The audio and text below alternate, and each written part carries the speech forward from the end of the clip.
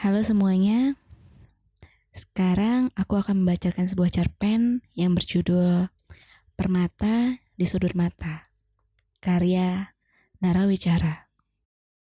Sebelum mendengarkan, jangan lupa subscribe, comment, and like. Terima kasih.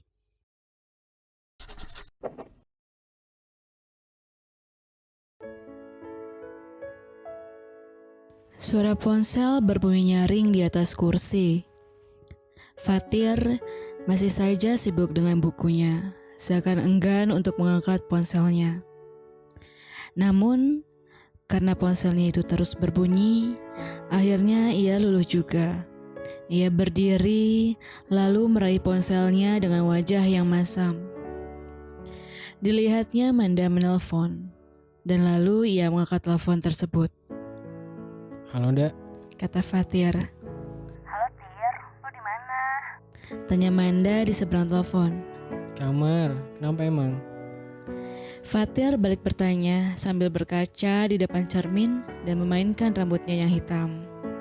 Temenin gue yuk, sempet banget nih. Bete banget gue. Ajak Manda. Kemana sih, Da? Lagi kerek gua. Jawab Fatir terkesan enggan. Udah, gue traktir. Pokoknya lo jemput gue sekarang ya. Kata Manda. Tapi, Da, gua harus... Please Tir, gue butuh lo saat ini. Potong Manda memelas. Oke deh, ntar gua jemput. Jawab Fatir dengan menghela nafas panjangnya. Makasih Tir, gue tunggu ya. Ucap Manda dan tak lama ia lalu matikan panggilannya. Fatir melempar ponselnya ke atas kursi busa tempat terakhir ponsel itu berada. Ia berjalan pelan menuju meja kerjanya lagi, namun tak langsung meneruskan kegiatan sebelumnya. Melainkan diam, melipat tangan di bawah dagunya. Perlahan ia memejamkan mata seakan-akan memberikan aba-aba kepada pikirannya untuk mengambil alih kesadarannya. Sebetulnya Fatir merasa enggan untuk menemui Manda. Karena ia tahu hal yang akan dilakukan Manda adalah mencurahkan keresahannya tentang hidupnya. Terutama tentang asmara dan romantika hubungannya bersama Reno, pujaan hatinya itu. Selang beberapa lama otaknya diambil alih, ia kemudian membuka matanya dan meraih air di gelas yang tepat berada di sampingnya. Lalu menelan obat yang ada di dalam toples bening dan lantas ia bergegas ke kamar mandi. Di meja yang sedikit berantakan dengan benda-benda kerja seperti buku, laptop, dan juga alat ukur, terlihat satu frame foto dirinya dengan Manda. Foto itu diambil beberapa tahun silam ketika mereka berdua menghadiri acara reuni sekolah SMA-nya dulu.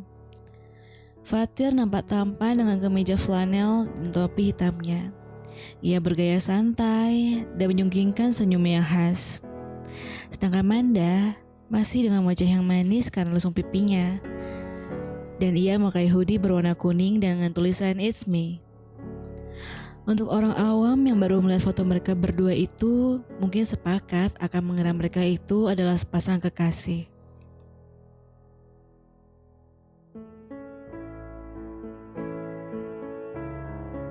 Amanda Shiva adalah nama lengkap dari seorang gadis cantik berambut panjang yang selalu diikat itu. Memang namanya serasi dengan parasnya. Ia merupakan seorang anak tunggal dari sepasang orang tua dosen di sebuah perguruan tinggi di Bandung. Orang-orang memanggil gadis itu dengan sebutan Manda saja. Saat itu, ia terlihat murung. Ia duduk di balik jendela yang menghadap ke arah jalan raya dengan memegangi secangkir coklat hangat yang tak kunjung ia minum. Sorot matanya padam. Ia menggigit bibir bawahnya sendiri seakan menegaskan bahwa ada resah yang teramat pelik dalam pikirannya. Tiba-tiba ponselnya berbunyi, terlihat Fatir menelpon.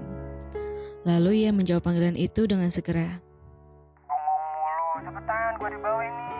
Seru Fatir di balik telepon. Manda pun melirik keluar jendela, terlihat Fatir melambaikan tangannya dengan membawa sepeda kumbangnya, dan dibalas dengan senyuman simpul dari Manda. Iya, tunggu bentar Bawel. Jawab Manda seraya menutup teleponnya. Setengah terburu-buru ia meraih jaketnya yang tergeletak di atas kasur, lalu keluar dengan mematikan lampu kamarnya. Fatir turun dari sepedanya dan berdiri di depan pagar rumah Manda dengan memasukkan tangannya ke dalam sweater. Ia memandangi tanaman hias yang tertata di halaman rumah Manda. Terlihat masih ada anggrek yang menggantung di atas tembok rumah. Anggrek itu hadiah dari Fatir saat ia menemukannya di hutan ketika sedang berkemah. Selang beberapa lama muncullah Manda. Ia berjalan memakai sendal seraya memakai jaketnya. Kok bentar banget sih Neng? Hampir aja ini kaki berakar. Sindir Fatir kepada Manda. Ya elah, cuma 5 menit doang. Tadi gue ngasih makan dulu Nevo no.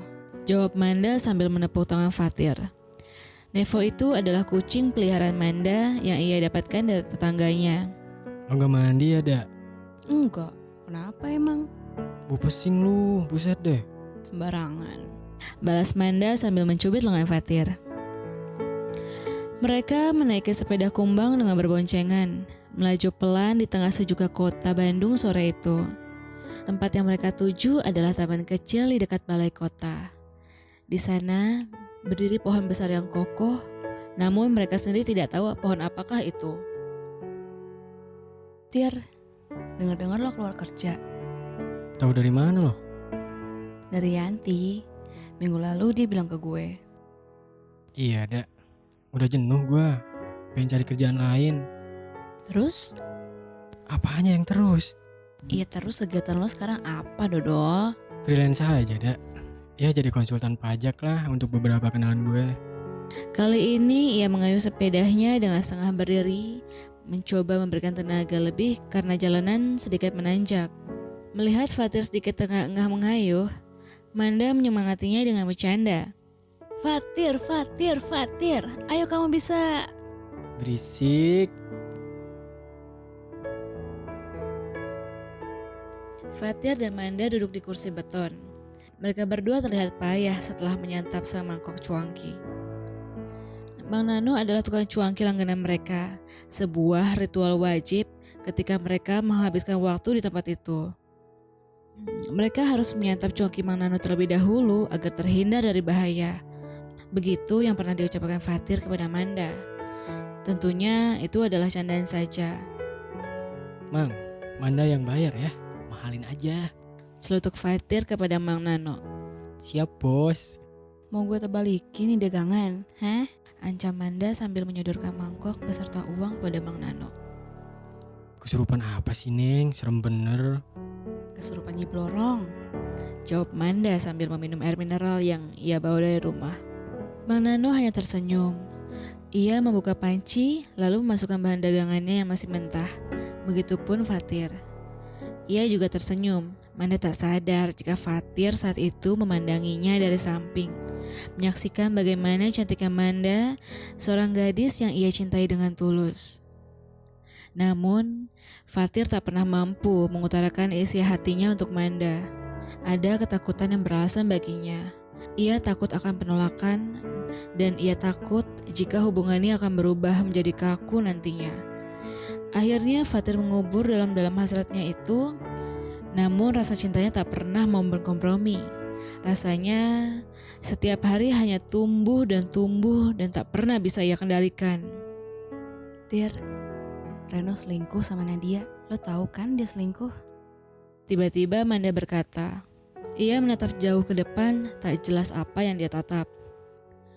Fatir tak menjawabnya. Ia hanya diam, menatap tanah di bawahnya. Kenapa lo gak bilang ke gue, Tir? Kembali Fatir dihujani pertanyaan.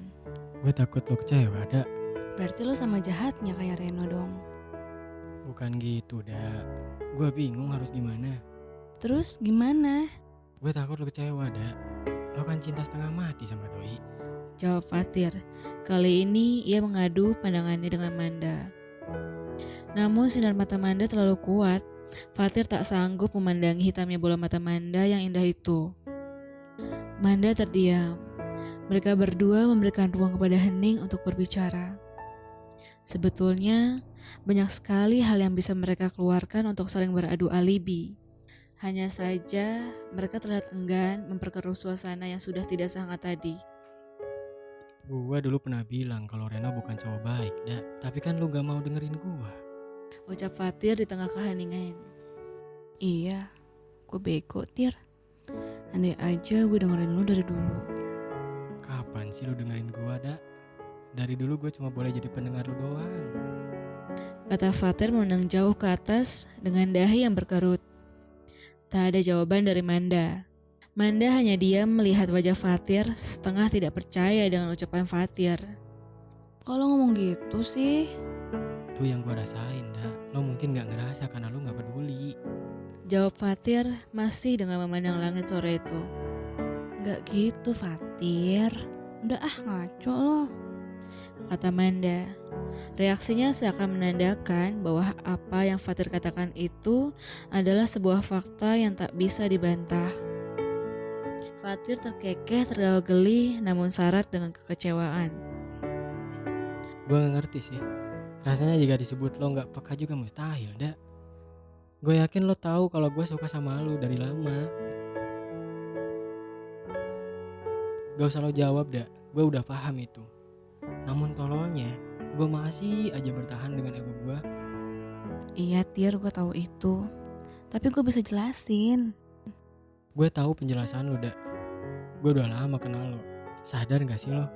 Kalau sebenarnya lo jahat, Lo tega ngomongin cowok lain di hadapan orang yang suka sama lo. Udah berapa kali lo bikin gue nyesek? Lo gak sadar itu kan? Kata Fatir di akhir sebuah pertanyaan. Manda hanya menggelengkan kepalanya dengan lesu. Fatir tersenyum miris sama-sama menggelengkan kepalanya. Gue sayang sama lo, Dulu gue nyegah lo pacaran sama Reno bukan cuma karena gue cemburu, tapi karena gue gak pengen lo sedih terus setiap kali pacaran sama orang.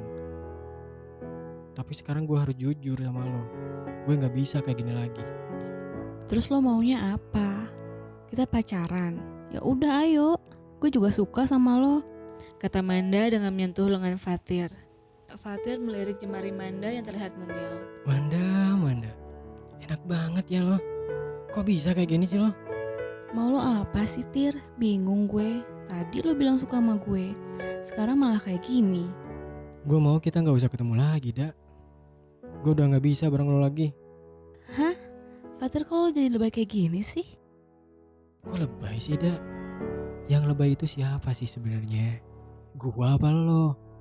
Selama ini yang nangis-nangis tiap dijahatin cowok siapa? Yang ngedumel karena kesal sama temen siapa? Dari dulu gue berusaha ngertiin lo. Lo kira gak sakit denger gimana mesranya lo sama yang lain? Dan itu gue denger langsung dari lo, Oh, jadi selama ini lo ngerasa keberatan lo dengerin curhatan gue? Kalaupun gue keberatan, apa gue nolak, Gue rela batin gue kesiksa. Itu pun karena gue pengen deket sama lo.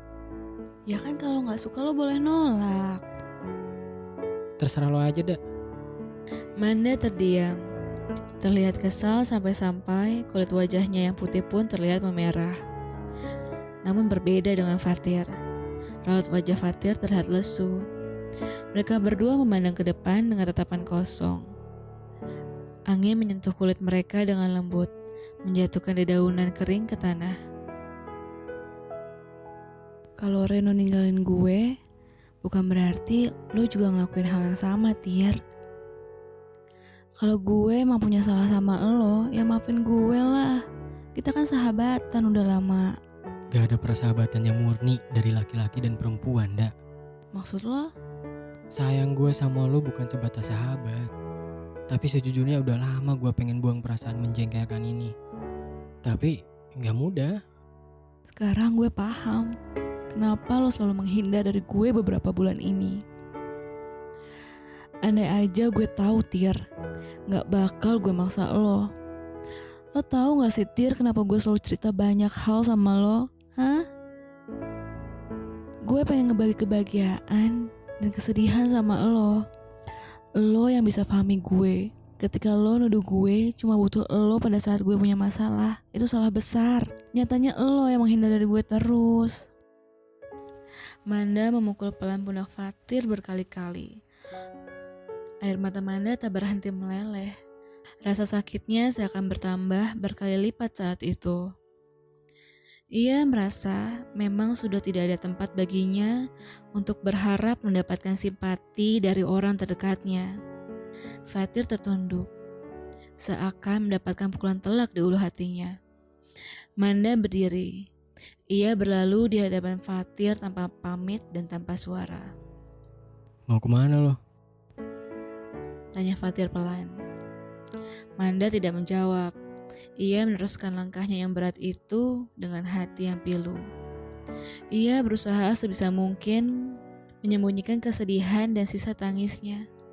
Beberapa kali ia melebarkan matanya dan menarik nafas dengan buka mulutnya, mencoba menenangkan diri sebisa mungkin. Bandung di kala senja selalu menawarkan rasa yang tak biasa. Sukar dijelaskan, namun jelas jika dirasakan.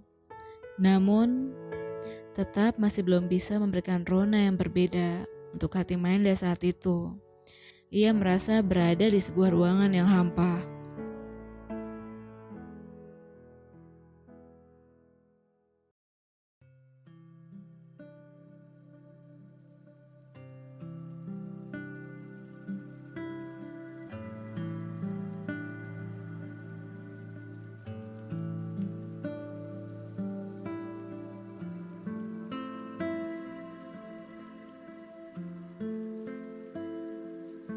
Tiga bulan lebih, Manda tidak bertemu dengan Fatir.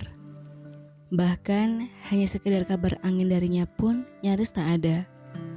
Manda lebih sering menyendiri, menghabiskan waktu dengan laptopnya dan teman perempuannya di tempat kerja. Selepas kerja pun, ia lebih memilih tidur lebih awal. Tapi rasa kesalnya terhadap Fatir masih ada. Kesal karena Fatir benar-benar tidak mau lagi berkawan dengannya. Padahal, awalnya ia berharap Fatir datang ke rumahnya dengan minta maaf darinya sambil membawa makanan pedas kesukaannya. Namun, berhari-hari, bahkan berbulan-bulan, tak nampak batang hidungnya sedikit pun. Baginya, jika memang Fatir sayang terhadapnya, mungkin ia akan melakukan hal itu. Tapi semuanya nihil. Di hadapan laptop yang menyala, Manda membuka sebuah file kerjanya. Headphone berwarna kuning kesukaannya melekat di kepalanya, ditemani secangkir coklat panas dan sebuah lagu berjudul Sugar dari Maroon 5. Bibirnya tak berhenti bergumam menyanyikan lagu itu, namun dengan suara yang tidak terlalu jelas. Kepalanya bergerak mengikuti irama musik itu, dan kaki mungilnya pun dihentakkan pelan mengikuti beat.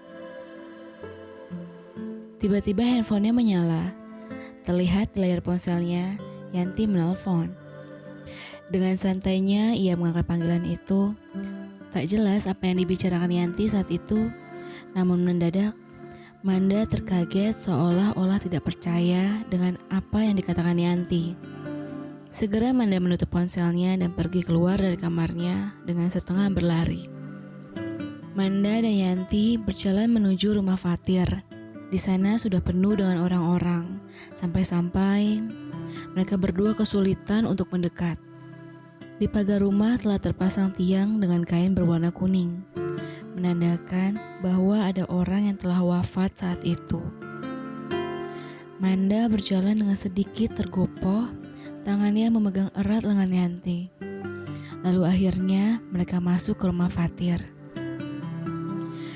Di sana telah tergeletak keranda yang sudah ditutupi kain penutupnya. Di dalamnya telah terbaring Fatir, sahabat dekat Manda. Terlihat juga ibu Fatir yang terduduk lemas dengan mata yang begitu sembab. Ada pula Naila, adik perempuan Fatir yang tak henti-hentinya menangis di pangkuan ayahnya. Melihat hal itu, tangis Manda pun pecah. Ia mendekati keranda itu yang tak jauh dari tempat ibu Fatir duduk. Tak jelas apa yang keluar dari mulut Manda, hanya beberapa kali ia memanggil nama Fatir. Sampai akhirnya ada tangan yang mengusap rambut Manda. Yang tabah ya nak. Bisik orang itu yang tak lain adalah Ibu Fatir. Kok bisa sih tante? Fatir udah tenang nak. Selang beberapa lama, keranda yang melainkan kendaraan terakhir Fatir sudah diangkat. Beberapa sanak keluarga menggotongnya dengan diiringi lantunan kalimat tauhid.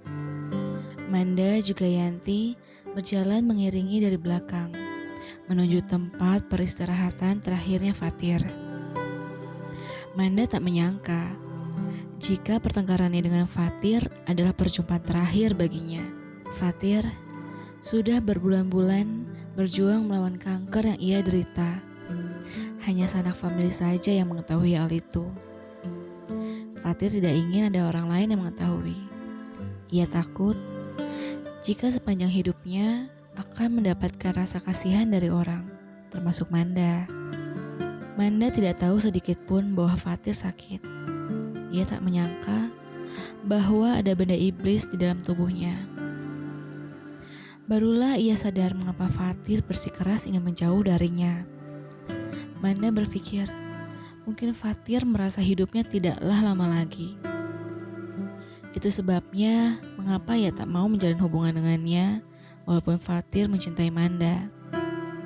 Atau mungkin Fatir menjauh karena ia ingin fokus mengobati dirinya sendiri.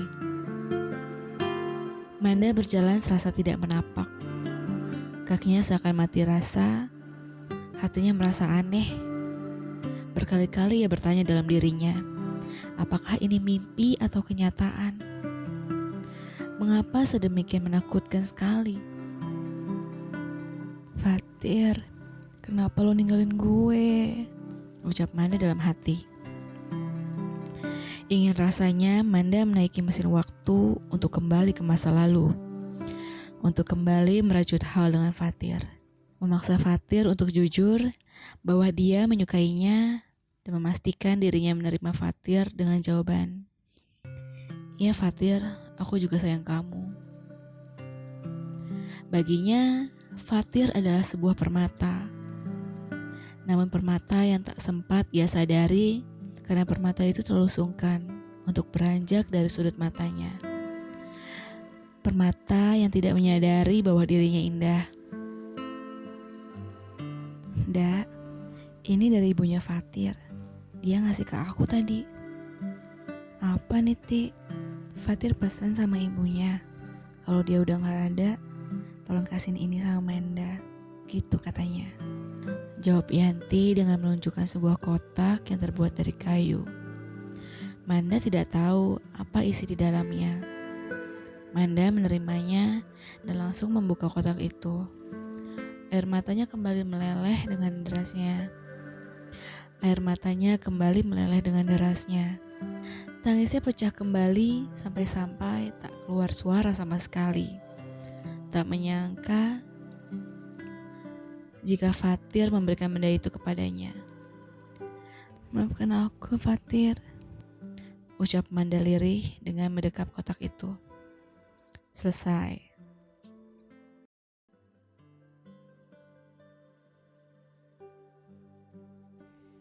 Izinkan aku untuk melangkah bersama dirimu